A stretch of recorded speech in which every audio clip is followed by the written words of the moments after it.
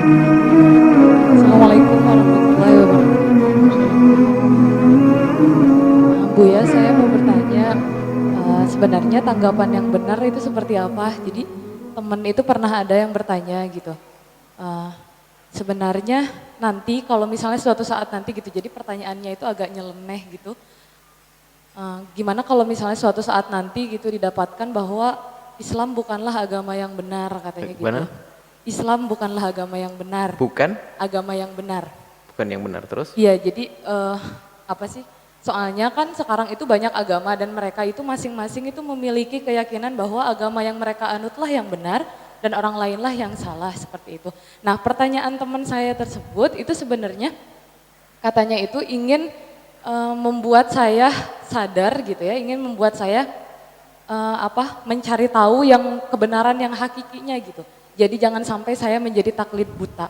Nah, tapi saya sendiri belum bisa menjawab pertanyaan tersebut. Nah, sebenarnya jawaban apa yang sebaiknya dijawab, diberikan, dan sebenarnya boleh tidak pertanyaan seperti itu diajukan. Terima kasih Buya. Assalamualaikum warahmatullahi wabarakatuh.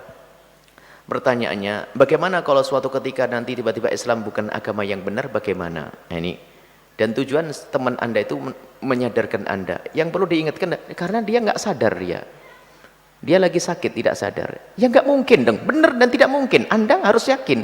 Berarti Anda sendiri sudah mulai bingung, nggak bisa menjawab. Nggak mungkin, tetap benar, harus begitu dong jawabannya. Nggak bisa diganggu. Nah, kalau Anda mendengar itu berarti Anda sudah kurang yakin dengan agama Anda. Nggak bisa diganggu. Islam kok, bagaimana kalau tiba-tiba Islam nggak benar? Nggak mungkin, pasti benar, sampai kapanpun, pasti benar, harus gitu dong. Hah? Pasti benar, harus dengan keyakinan, pasti benar. Bagaimana beragama tanpa keyakinan? Dan itu adalah harus. Meyakini agamaku adalah agama yang paling benar, itu harus. Dalam beragama itu harus betul, agama itu adalah tersimpulkan di dalam hati, keyakinan, harus yakin. Maka kalau ada orang ragu akan kebenaran agamanya, dia tidak beragama sebetulnya. Apalagi setelah itu berani mengatakan agama yang lain pun kan juga benar ya. Wah, ini tambah salah dia. Kalau Anda ngerti makna keseriusan, Anda pasti paham. Kalau saya ketemu orang Nasrani,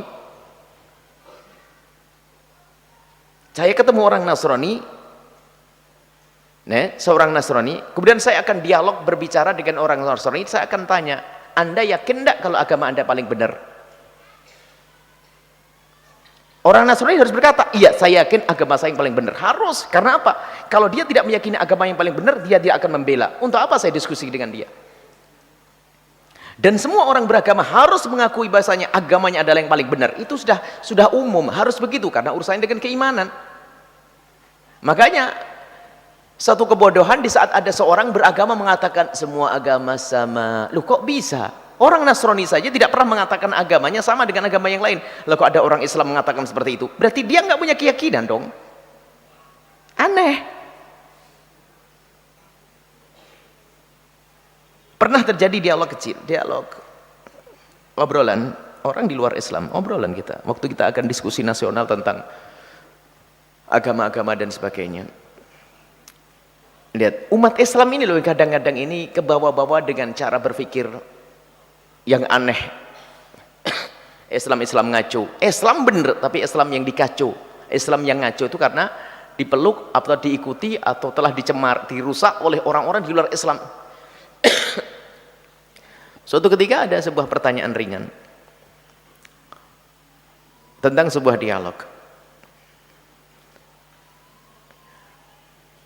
Saya hanya berkata kepada orang tersebut bahwasanya kalau Anda ingin bertanya tentang Islam, harus seperti waktu saya bertanya dengan orang Kristen tentang Kristen. Yang Anda tanya tentang Islam harus orang yang benar di dalam Islamnya, agar dia bisa menjelaskan tentang Islam. Sama, saya tidak akan bertanya tentang agama Nasrani dan tidak akan diskusi kepada orang yang beragama Nasrani, kecuali orang Nasrani tersebut meyakini pertama agamanya adalah yang benar. Satu, kemudian ilmu agama Nasraninya diambil dari guru yang mengajarinya dan dia agamanya Nasrani. Dan orang tersebut ternyata spontan mengatakan, iya, saya belajar dari guru yang sama dengan saya agamanya. Dan saya meyakini agama saya. Boleh, kalau begitu Anda boleh ngobrol dengan saya. Artinya saya balik, dan Anda jangan percaya dengan orang Islam yang kurang meyakini agamanya untuk berdiskusi. Kenapa? Dia tidak akan bisa membela agamanya. Satu. Yang kedua, jangan percaya dengan orang Islam yang belajar agama Islam dari orang kafir. Karena dia pasti dibohongi. Karena keimanan bagaimana? Nah, dia mikir.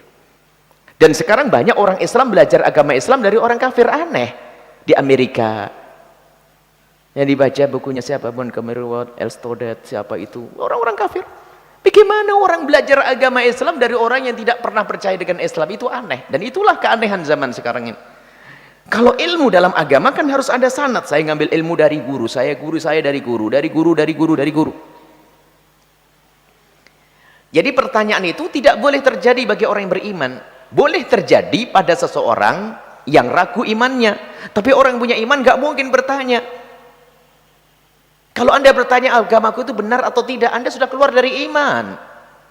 Kalau Anda bertanya agamaku, kalau ada orang berkata, bagaimana kalau Islam tidak benar? Ya nggak mungkin, tetap benar dong. Sampai kapanpun, sampai hari kiamat, tetap benar. Itu keyakinan, nggak bisa dibangun.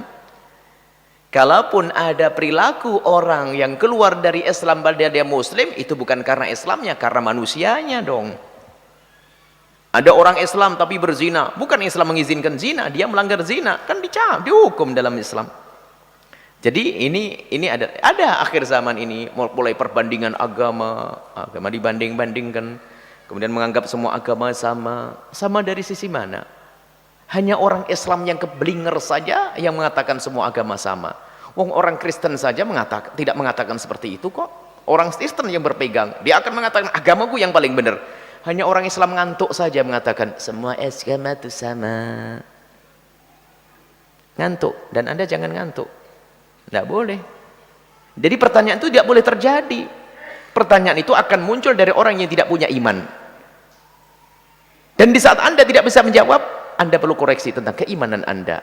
Jawabannya pasti. Agama yang paling benar adalah agama yang dibawa Nabi Muhammad. Itu adalah asas keimanan kan. Agama yang paling benar adalah agama yang dibawa oleh Nabi Muhammad. Saya seorang Muslim dan harus saya berkata semacam itu. Tapi orang Kristen kan ngomong, ya orang Kristen urusan dia ngomong begitu. Apakah dia kalau ngomong begitu lalu dilarang? Tidak. Bahkan dia harus punya keyakinan semacam itu. Kalau beragama tidak berkeyakinan maka belum beragama. Orang Hindu meyakini agama yang paling benar. Haknya dia meyakini yang semacam itu.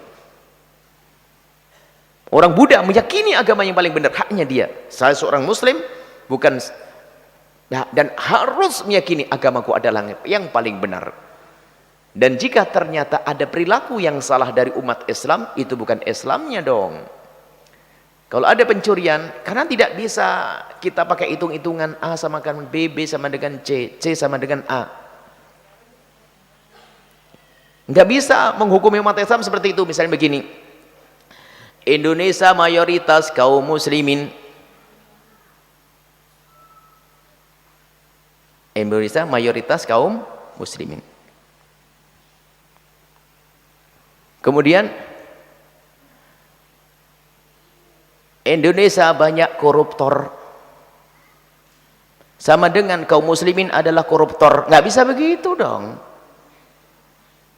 Ini beda aturannya. Jangan ini nggak begitu. Ini perilaku orang per orang. Jadi Anda harus punya keyakinan. Dan ini mulai banyak diajarkan di kampus-kampus untuk meragukan agama Islam. Ini oleh orang kaum liberal, orang orientalis, orang-orang di luar Islam meragukan. Ya nggak bisa dong kalau saya dikatakan, gimana Anda yakin dengan agama saya? Yakin dong. Kalau Anda yakin bagaimana? Yakin. Harus yakin dong. Nggak mungkin. Kalau tidak yakin saya tidak punya iman lagi. Jadi jawabannya adalah katakan tidak akan salah. Jawabannya. Kemudian pertanyaan itu boleh tidak akan terjadi bagi orang yang beriman. Tidak akan terjadi pada orang yang beriman. Kemudian jika ada orang bertanya, kalau Anda punya iman, Anda bisa langsung jawab, nggak usah pakai diajari siapapun. Nah, ini pasti bisa jawab. Oh, gimana keimanan? Berarti Anda selama ini bagaimana? Ragu. Nah, nggak mungkin dong. Berarti perlu Biasanya ini loh, kalau sekolah itu salah tempatnya. Sekarang hati-hati di kampus-kampus, apalagi kampus Islam. Hati-hati di kampus Islam itu kadang-kadang diajari agama, tapi untuk main-main agama. Bukan memperdalam agama, main-main agama. Guyonan, akidah dimain-mainin, fikih dimain-mainin. Sehingga kami himbau kepada para asatid yang benar di kampus-kampus Islam, jangan keluar. Anda perlu kerja ekstra di sana. Berjuang, kalau Anda keluar tambah hancur. Sebab musuh-musuh Allah melalui kampus-kampus Islam semacam itu. Dan sangat sedikit yang selamat dari kampus Islam. Karena apa? Pemikiran-pemikiran ngaco melalui kampus Islam atas nama Islam. Sebab misalnya pemikiran di kampus-kampus Islam, maka anak-anak kami yang ada di kampus Islam, Anda harus ngambil dan talaki dari guru-guru para masyayikh di kampus-kampus Islam. Tapi ingat, tidak semuanya, tapi banyak. Sebab melalui kampus-kampus Islam lah kerusakan agama ini akan dihembuskan. Kalau fakultas ekonomi nggak ada urusannya dengan bab sholat, nggak ada urusannya bab keimanan. Teknologi nggak ada hubungannya dengan keimanan. Jadi kalau merusak anak-anak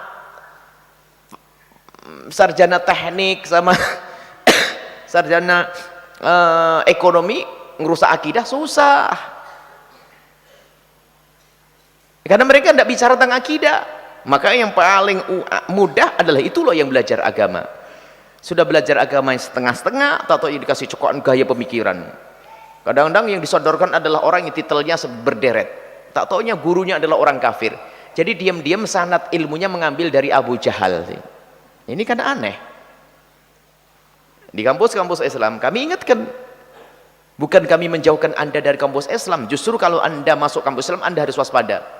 Termasuk di antara para kawan-kawan yang berjuang di kampus Islam. Kadang-kadang, wah saya capek, saya mau keluar. Oh jangan, kalau kamu keluar siapa yang berjuang di sana?